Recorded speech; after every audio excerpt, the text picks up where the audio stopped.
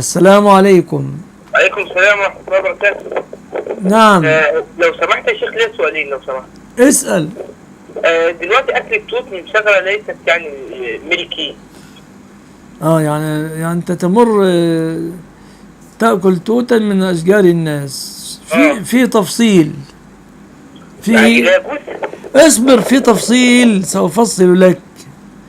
في شجر توت في القرى مؤجر، بيستأجره رجل ويأتي يهز كل أسبوع أو كل 3 أيام ويأخذ المحصول يبيعه، فهو دفع إيجار لصاحب الشجرة.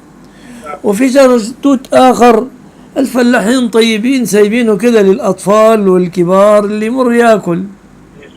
فإذا كان من النوع الأول ما ينفعش يكون واحد مستأجر شجرة التوت وتيجي تأكل خربها عليه. أما الثاني لا بأس. طب والسؤال الثاني اللي هو يعني اسأل الفلاح الذي على رأس أرضه شجرة التوت، ناكل يا عمي ولا ما ناكل؟ بس. نعم يا شيخ.